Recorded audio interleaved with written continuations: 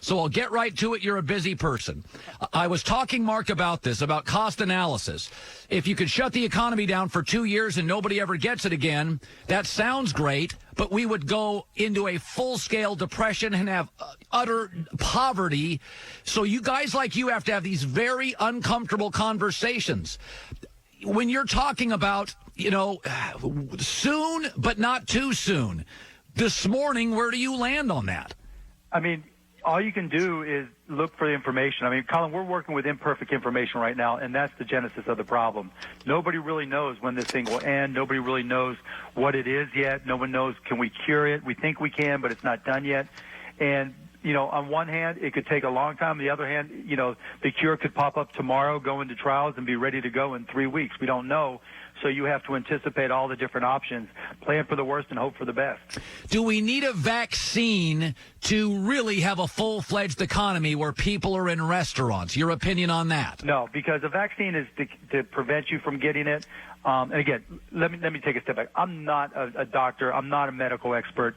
I'm just giving you, my opinion and nothing more. So I think we need to know that the doctors are telling us it's safe. We need to know that the experts are telling us it's safe. We can't guess. We can't say, oh, now we have a vaccine. No, when the Surgeon General and when Dr. Fauci says it's okay, then it's okay in my book. I do worry about sometimes on cable, journalism becomes a commodity. Where it's about either attacking a president or defending him. Do you think the news coverage has amplified the problem or been a non-factor? Amplified it dramatically. Because first you have to recognize who's the audience for most cable news, right? It's older. 21-year-olds aren't turning on CNN, MSNBC, or Fox News to get their information about any of this. What's happening is you're dealing, if you look at the average age of someone watching any of those three cable news networks, it's 65 plus. And who is the audience most likely to be negatively affected and possibly die from the coronavirus? That same age group. And so I don't think they've handled it correctly at all. And I don't think necessarily we've communicated with young people who get their news from streaming or maybe Snapchat Discover or maybe even TikTok, and they're the ones going in Austin and having beach day or whatever, swim day, and ignoring all the restrictions. And so you've got to know how to communicate with each demographic, and I don't think anybody's done a good job of that right now. Mark Cuban joining us, owner of the Mavericks, busy guy, entrepreneur, and investor joining us here in the herd. When, for instance, density, like New York City, Italy, 60 million people, size of Michigan, a little larger. Clearly, population density is an issue. Does that mean to you that if we can get the large metros under control, for your league, you have some large metros, and you also have, you have Oklahoma City. Mm-hmm. Do you see this? Is that an advantage, a disadvantage? Will that be considered? Is it possible the NBA would play in 7 or 8 cities with less population density? I have no idea, Colin, to be honest. I think if I had to guess, I would guess that we do it with no fans until we're absolutely certain that we can account for the safety of fans. And obviously we wouldn't do anything at all until we could account for the safety of players and staff. If we can do it, in an area where it's almost like, what was that movie, A Andromeda Strain, when I was a kid, where they, or the one where the nuclear power plant went haywire, where they came in and hosed you down before you can go in and out. We might be in that situation, but you know what? If that's what we have to do, and I'm not trying to, make light of it, but if that's what we have to do, sports plays such an important role in our society right now. And again, this is me just speculating. I'm not doing this at all based on any scientific facts. We're in new territory, and I'm certainly not an expert. So if the experts tell us that if we disinfect everybody doing A, B, and C, and then they go into a confined area, and we can play a game that's then produced and presented maybe through robotic cameras, who knows, on television and streaming, my guess is, and this is me speaking, not Adam, that we would do it. Because sports is so important to us right now. We need something to cheer for. We need something to get excited about. We need something to connect with each other in our communities beyond individualized connections like we're doing now. We want something to root for. And if the NBA can lead the charge, I know that's important to us, and hopefully we can. Mark Cuban joining us. The banks appear well capitalized. I don't know. I always worry about banks in this situation. Economically speaking, it is. We've gone through crises before. How concerned are you about the economy going forward? I'm not concerned about the banks so much because the Federal Reserve will take whatever precautions and whatever steps are necessary. They're being very aggressive right now. Honestly, I'm concerned about the economy because, again, we're in uncharted territory. Nobody can predict, but what gives me hope and what gives me faith is, what makes the United States different than every other country on the planet is that we're very entrepreneurial. We're very creative. If you look down the list of the top inventions of the past 50 years, it's a checklist with 90% of them being American-based companies. And so that gives me a lot of hope. And, there'll be a point in time, Colin, when you and I are talking and we look back, whether it's 3 years or 5 years, and say, oh, my goodness, look at these amazing companies that were created out of the soot of the coronavirus because, there are creative people who have a vision for what it might look like or what they want it to look like on the other side of this that is going to be amazing. And so I have a lot of hope. I think, we will come out of it. I just don't know when or what it will look like. With challenges and obstacles come opportunity. Nobody knows that more than you. I have argued for a long time, and legalized sports gambling benefits football probably in America more than other sports. We all grew up kind of betting football. If this creates an opportunity to start the NBA season in Christmas and then own June, July, and perhaps early August, would you be for that? If this, you would. Oh, are you kidding me? I've been, when David Stern, rest in peace, David, we miss you, and it would have been incredible to watch David in action and all this. When David Stern was commissioner, when I got into the league, I was like, why are we doing this? No one wants, football dominates prior to Christmas. Why don't we start Christmas Day and then go into the summer? And the answer was right. Historically, the number of homes that are watching television during the summer declined significantly. But now with cord cutting, we're in a different universe. Now with the corona world, we're in a different universe.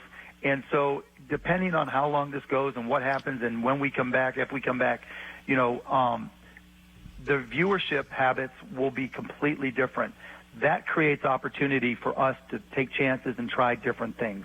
In my perfect world, the NBA effectively is year-round. Maybe we're playing quote-unquote summer league in August, September, in October, and then going right into the start of the season. And maybe now, since the Olympics is postponed, and who knows what's going on with FIBA, with international basketball, we take this opportunity to create our own version of the World Cup that the NBA and the NBA players own, that we have the broadcast rights to, and we limit the Olympics to players 21 years and under, because we're going to need new sources of revenue globally that help to compensate for whatever losses we have here, and there will be losses. Many have suggested, I'm one, I would love to see you go into public service. I think you have an interesting balance of business savvy and humanity.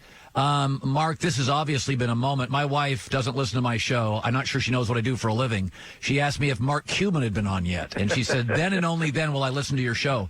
Has this inspired you at some level, beyond being wealthy and an NBA fan, to make a difference in our lives? This 2-3 week stretch, you have been empowering so many people and holding people accountable. How has it landed for you? Is it perhaps changing you? Yeah, and I appreciate that, Colin. And let me just say, thanks to your wife, and my kids and my family won't watch Shark Tank, so don't feel bad.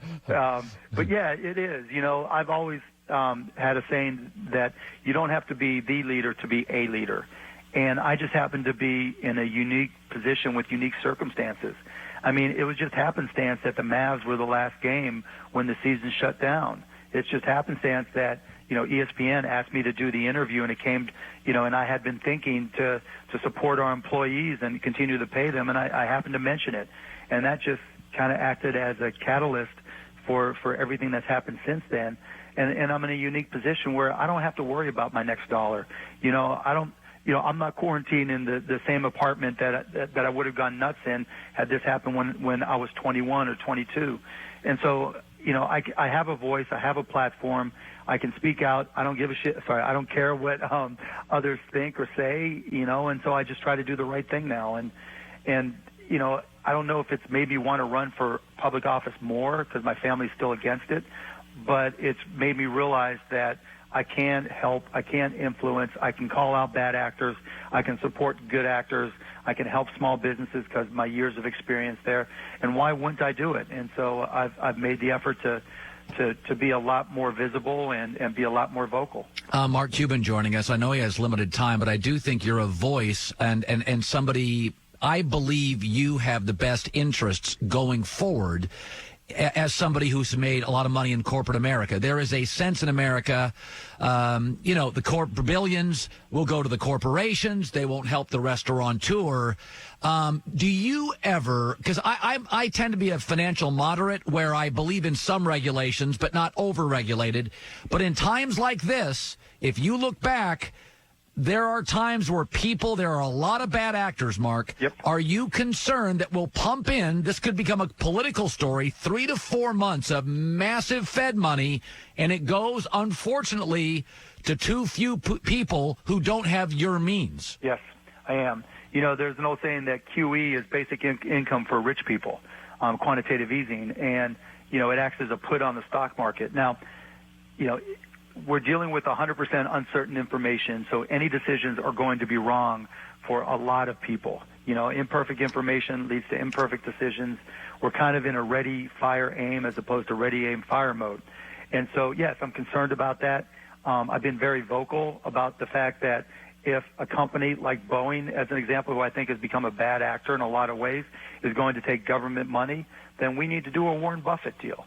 When Warren Buffett gave $5 billion to Bank of America to help, support them and effectively bail them out, not only did he get equity, but he got warrants.